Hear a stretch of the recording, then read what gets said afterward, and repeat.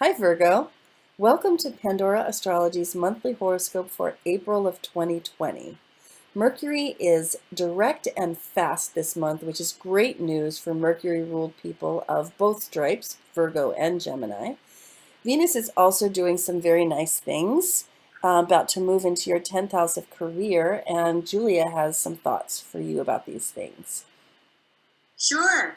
So, Virgo, Venus is the planet of art, beauty, and negotiation, and it's going to be entering that 10th house of career on April 3rd, so very beginning of the month, and it's going to stay there all month. So, if you do any work which is Venus related at all, such as any creative, artistic work, work in the beauty industry, work in design, work that might involve diplomacy or customer service, then this could be a really fruitful time for you. It's also a great transit for gaining the favor of your boss this month because the 10th house is the house of authority figures as well.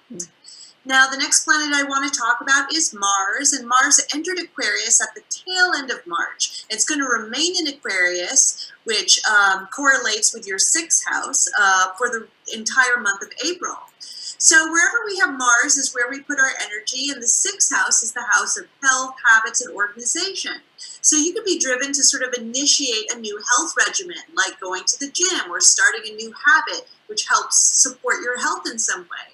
This is a great time also for some spring cleaning too, because you're going to want to sort of clean out those closets and get better organized. Mars is also in that house of health, like I mentioned, which can sometimes bring on some chronic health conditions. So if you're a bit prone to migraines or UTIs or any other types of inflammation, just take care and be supportive of those areas. And the next planet I want to talk about is Mercury, and Mercury is going to be moving really fast all month, and it begins in your 7th house of partnership at the very beginning of April. Now, Mercury, that's the planet of communication and thinking, and the 7th house represents partnerships of all kinds. So this could be a really good time for reaching out to a consultant, like a lawyer or a social media consultant or a counselor. And you're going to be doing your best thinking with a partner to bounce your ideas off of. Then on April 10th, Mercury is going to enter Aries, which is your 8th house of shared resources, and it's only going to remain there for 17 days because it's moving so fast. And during that period, your mind might turn to your shared money, and that includes debts, investments, inheritances, other people's money, which is shared resources of all kinds, like sharing a credit card with a partner. And then Mercury, again, that planet of communication and thinking, is going to be entering your 9th house of the higher mind on April 27th. So that means that during this time, you're going to maybe turn your attention to more worldly, philosophical, maybe political or spiritual subjects. This is also the house of promotion. So if you do anything to promote yourself, say you either work in marketing in some way, or maybe you promote yourself on social media, then this could be a great time for thinking up new strategies and ideas to get you where you want to go. And what else are you thinking for this month, Jamie? Well, there are a couple of moons that I really want to talk about. There's a full moon on April 7th, which is happening in Libra, and the moon is hanging out with Juno, which you might know, Virgo, is retrograde right now, bringing us a period of retrospection and renegotiation in our relationships in general.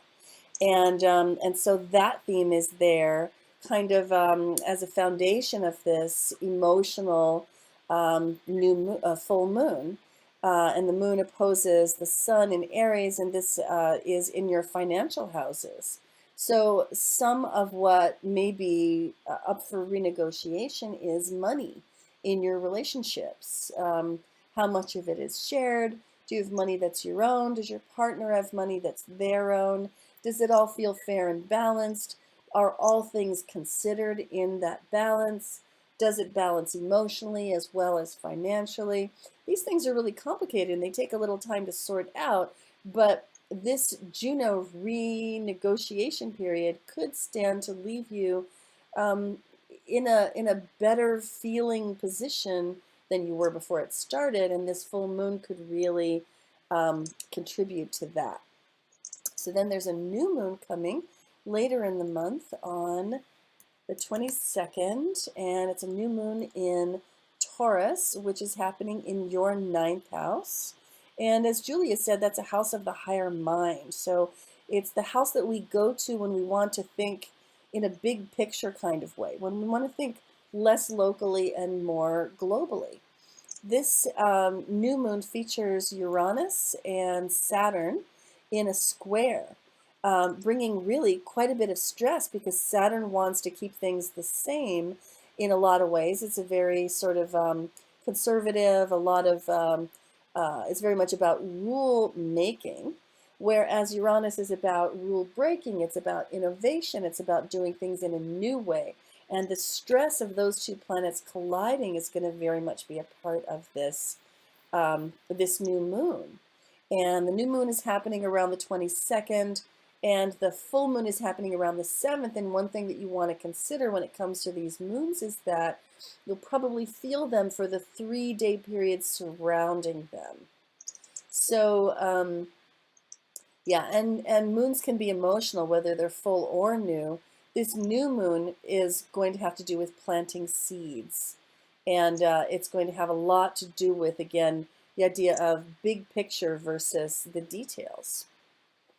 So, Virgo, if you were thinking of a reading right now, I would think because Mercury spends a lot of the month moving through relationship houses, and because these moons bring up a lot of relationship themes as well, and themes around money and intimacy and all of the heavy emotions that can be a part of that. One thing that can really help you sort these things out is a relationship reading from Pandora Astrology, which means either get your partner in there together so that we can sort out what are the changes that need to happen. It doesn't have to be so scary that way. Or if you're on your own and looking to be partnered, then a lifelong love reading would be just the thing. I think that's everything we have for you today, Virgo. I hope you enjoyed this horoscope. We love making these horoscopes for you. You can find them on our website at pandoraastrology.com/horoscope, or you can find them on our YouTube channel, Pandora Astrology on YouTube, where they're always organized into playlists by month. And until next time, we will see you around the cosmos. Bye. Bye-bye.